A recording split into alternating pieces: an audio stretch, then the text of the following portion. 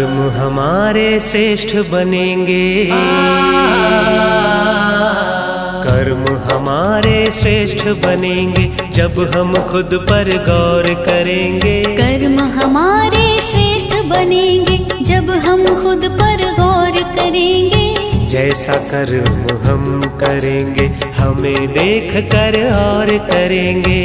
जैसा कर्म हम करेंगे हमें देख कर और करेंगे। कर्म हमारे श्रेष्ठ बनेंगे।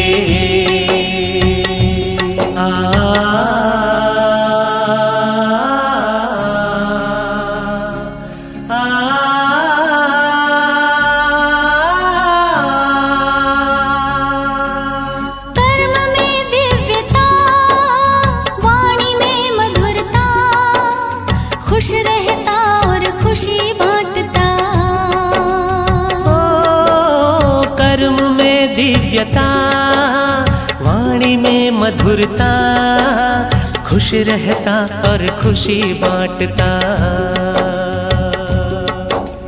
निर्मोही के तौर करेंगे, निर्मोही के तौर करेंगे जब हम खुद पर गौर करेंगे। जैसा कर्म हम करेंगे हमें देख कर और करेंगे। ओम शांति। आज 12 अक्टूबर 2021।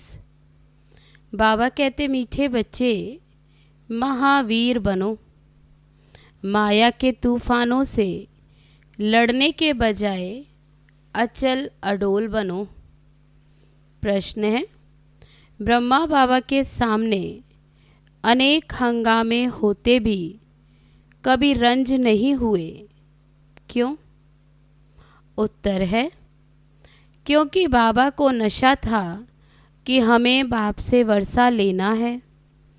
ये तो सब कल्प पहले मौफिक हो रहा है, नथिंग न्यू। गालियाँ तो सबसे अधिक बाप को मिली हैं, फिर कृष्ण को भी गाली देते। अगर हमें भी गाली खानी पड़े तो क्या बड़ी बात है। दुनिया हमारी बातों को जानती ही नहीं तो जरूर गाली देगी, इसलिए कोई भी बात में रंज नहीं हुआ। ऐसे ही फॉलो फादर। गीत है, भोलेनाथ से निराला कोई और नहीं। ओम शांति। ये भक्ति मार्ग वालों के गीत हैं। ज्ञान मार्ग में गीत आदि नहीं गाया जाता, न बनाया जाता, न जरूरत है, क्योंकि गाया हुआ है बाप से सेकंड में जीवन मुक्ति का वर्षा मिलता है। उसमें गीत आदि की तो कोई बात ही नहीं। तुम जानते हो हमें बेहद के बाप से बेहद का वर्षा मिलता है। जो भक्ति मार्ग की रस्म रिवाज है वे इसमें नहीं आ सकती। बच्चे कविता आदि बनाते हैं, वह भी औरों को सुनाने के लिए। वह भी जब तक तुम नहीं समझाओ तब तक कोई समझ न सके। अब तुम बच्चों को बाप मिला है तो खुशी का पारा चढ़ना चाहिए। बाप ने 84 जन्मों के चक्र की नॉलेज भी सुनाई है। खुशी होनी चाहिए कि अभी हम स्वदर्शन चक्रधारी बने हैं, बाप से विष्णुपुरी के मालिक बन रहे हैं। निश्चय बुद्धि ही विजयंती। जिसको निश्चय होता वह सतयुग में जाएंगे ही। तो बच्चों को सदैव ये खुशी रहनी चाहिए। Follow father. बच्चे जानते हैं निराकार बाबा जब से इस तन में प्रवेश हुआ है तो इनके पास भी बड़े हंगामे हुए। भाइयों के झगड़े, शहर के झगड़े, सारे सिंध के झगड़े चले। बच्चे बड़े हुए कहेंगे जल्दी शादी करो, शादी बिगर काम कैसे चलेगा। गीता पढ़ना मिस नहीं करते थे।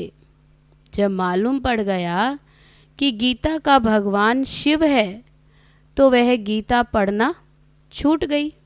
ये ब्रह्मा बाबा, तो बाबा कहते पहले ये गीता पढ़ते थे, लेकिन जब मालूम पड़ा कि गीता का भगवान तो शिव है, तो वह गीता पढ़ना छूट गई।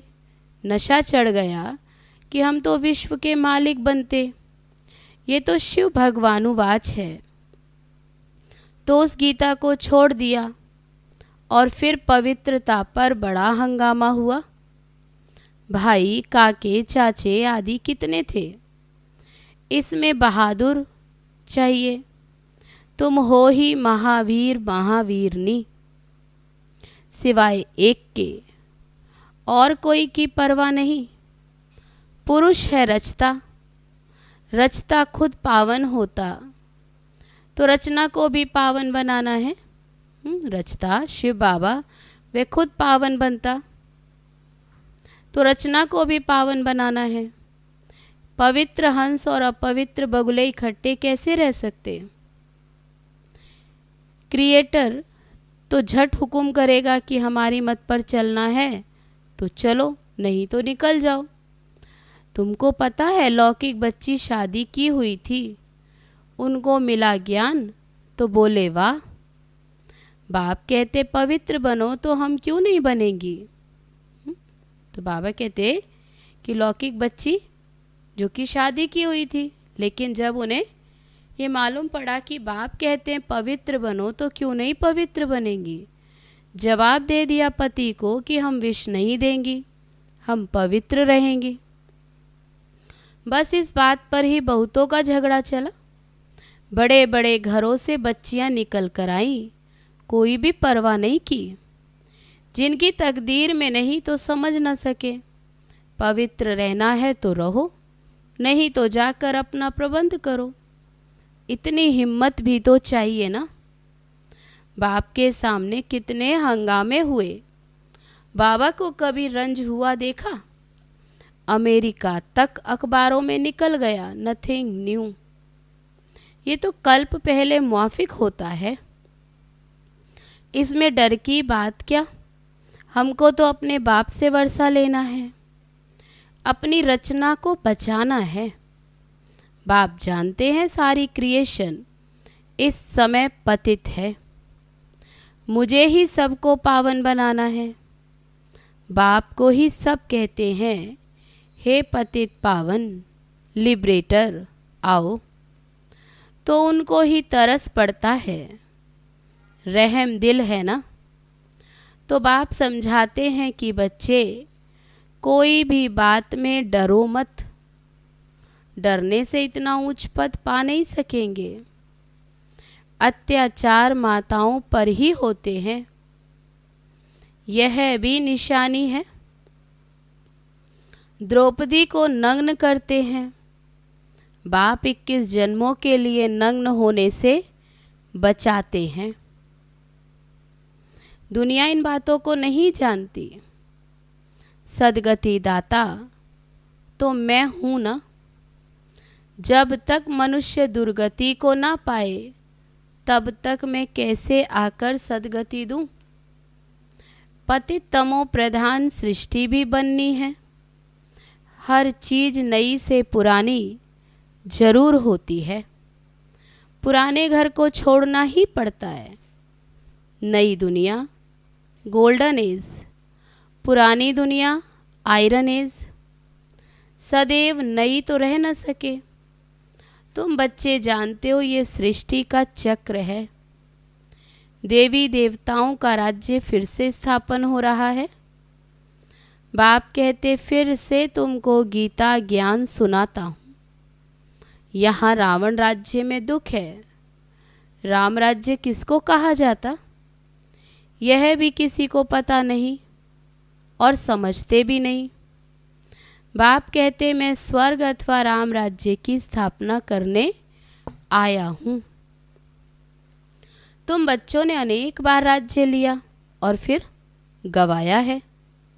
यह सबकी बुद्धि में है। 21 जन्म सतयुग में रहते उसको कहा जाता 21 पीढ़ी, अर्थात जब बूढ़े होते हैं तब शरीर छोड़ते हैं। अकाले मृत्यु कभी होती नहीं। अब तुम जैसे त्रिकालदर्शी बन गए हो।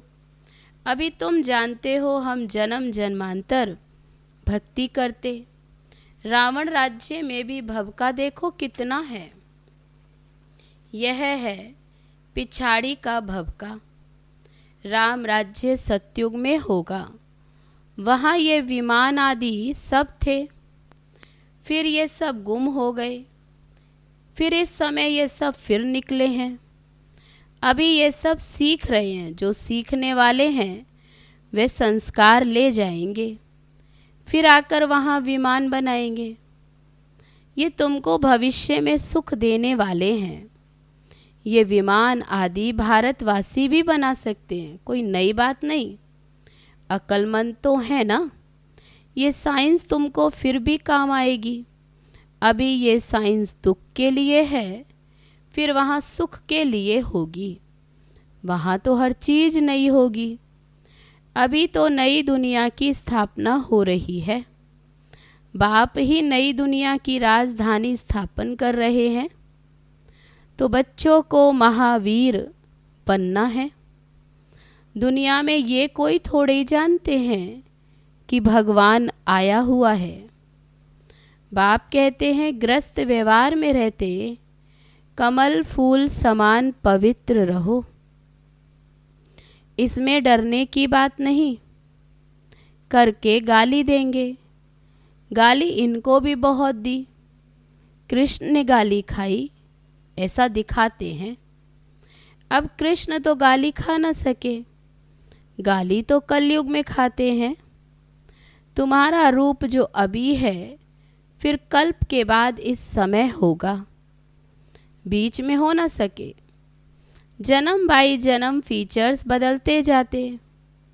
एक आत्मा को 84 जन्मों में एक जैसे फीचर्स मिल न सके। सतो रजो तमो में आते जाते फीचर्स बदलते जाते। यह ड्रामा बना हुआ है। 84 जन्मों में जो फीचर्स वाले जन्म लिए हैं वही लेंगे। अब तुम जानते हो इनके फीचर्स बदल दूसरे जन्म में ये लक्ष्मी नारायण हो जाएंगे। तुम्हारी बुद्धि का ताला अब खुला है। अब ये है नई बात।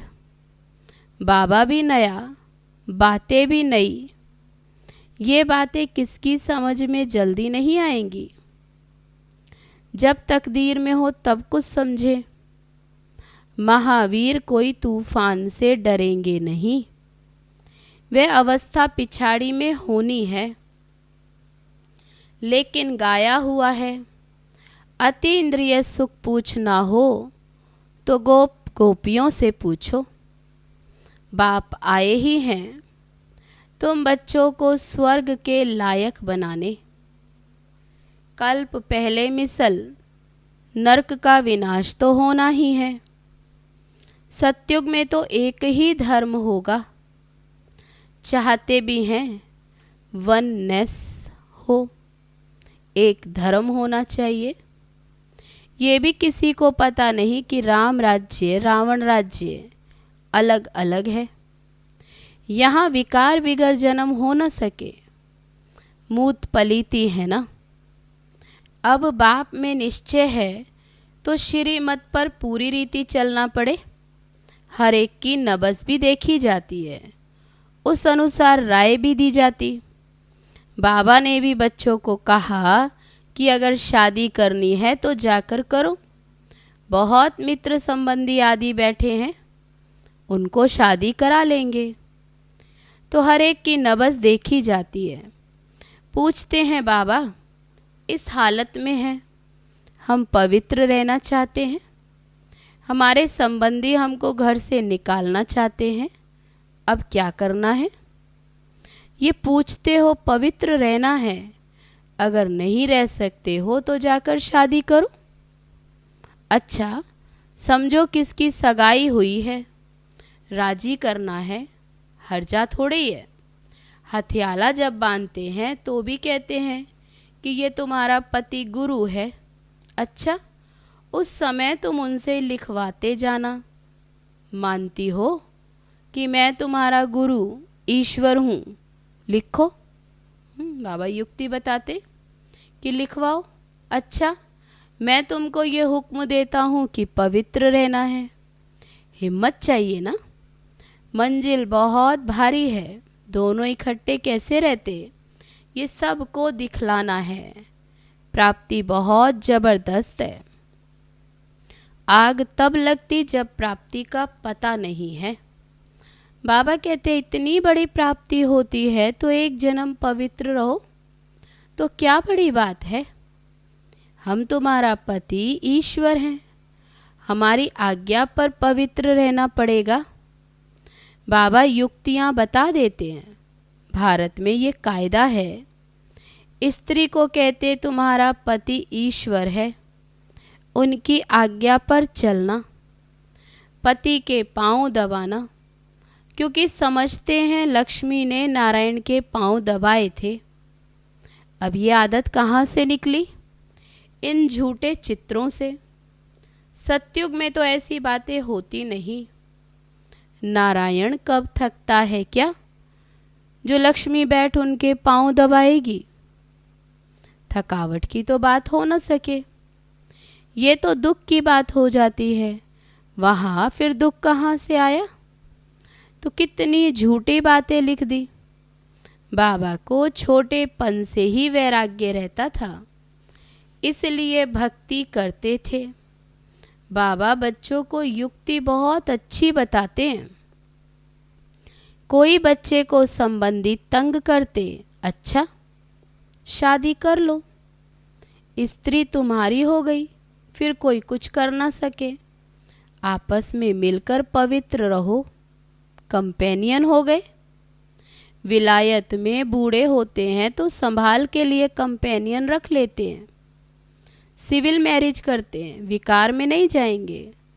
अभी तुम जानते हो हम एक बाप के बच्चे हैं, आपस में बहन भाई हो गए।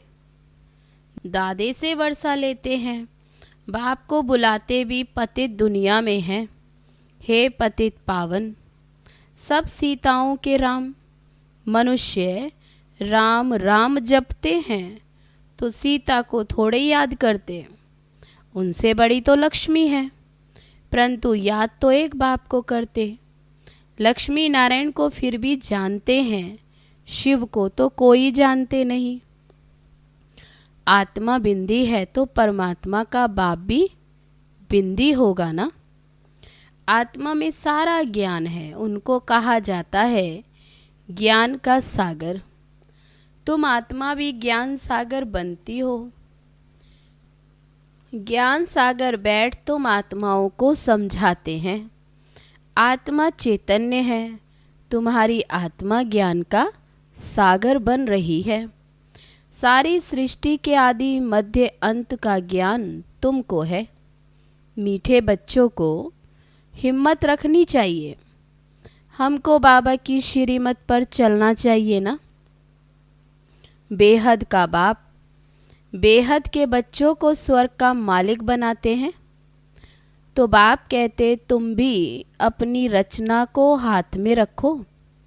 अगर बच्चा तुम्हारी आज्ञा नहीं मानता है तो बच्चा बच्चा नहीं, वह तो कपूत ठहरा। आज्ञाकारी फरमान बरदार बच्चा हो तो वर्षे का हकदार बन सकता है। बेहद का बाप भी कहते हैं मेरी श्रीमत पर चलेंगे तो तुम ऐसे श्रेष्ठ बनेंगे, नहीं तो प्रजा में चले जाएंगे। बाबा तुमको नर से नारायण बनाने आए हैं। ये है सच्ची सत्य नारायण की कथा। तुम राजाई प्राप्त करने आए हो। अब मम्मा बाबा राजा रानी बनते हैं तो तुम भी हिम्मत करो। बाप तो जरूर आप समान बनाएंगे। प्रजा बनने में ही राजी नहीं होना चाहिए, पुरुषार्थ करना है। हम बाबा से पूरा वर्षा लेंगे, वारी जाएंगे। तुम उनको अपना वारिस बनाएंगे तो यह तुमको 21 जन्मों के लिए वर्षा देंगे। बाप बच्चों पर वारी जाते। बच्चे कहते बाबा ये तन मन धन सब आपका है।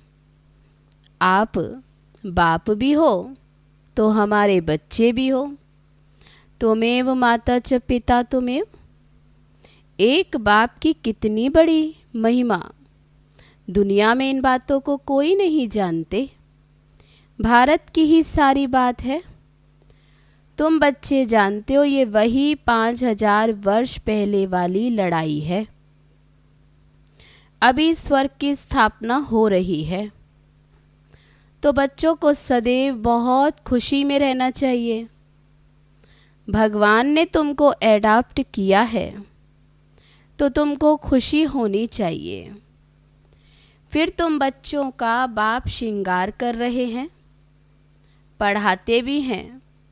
बेहद का बाप, ज्ञान का सागर, हमको सारी सृष्टि के आदि मध्य अंत का राज समझाते हैं।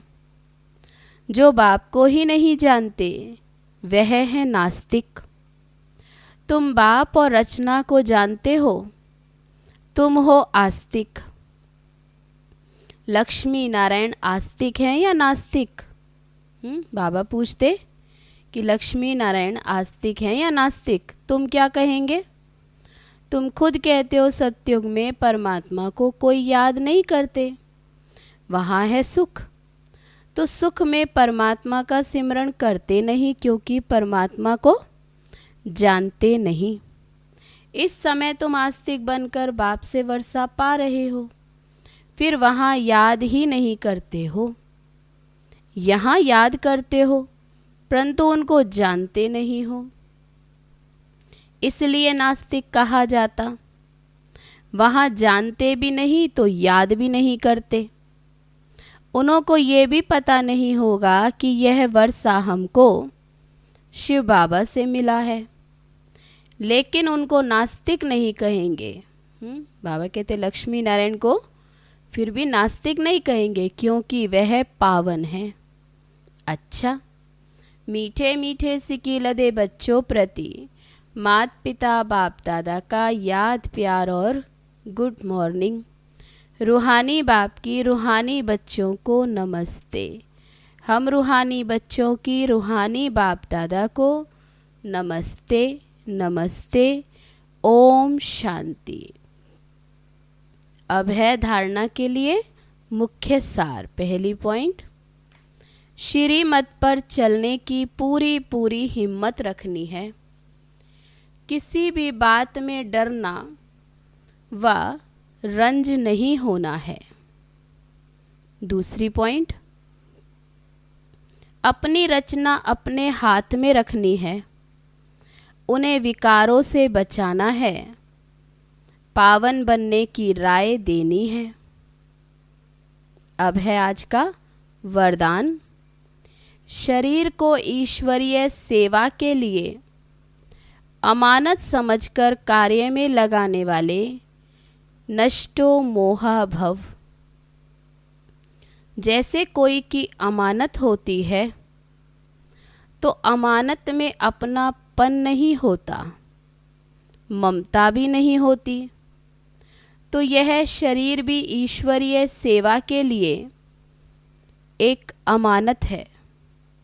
ये अमानत रूहानी बाप ने दी है, तो जरूर रूहानी बाप की याद रहेगी। अमानत समझने से रूहानियत आएगी, अपनेपन की ममता नहीं रहेगी। यही सहज उपाय है निरंतर योगी नष्टो मोहा बनने का। तो अब रूहानियत की स्थिति को प्रत्यक्ष करो। आज का स्लोगन, वानप्रस्थ स्थिति में जाना है तो दृष्टि वृत्ति में भी पवित्रता को अंडरलाइन करो। अच्छा, ओम शांति।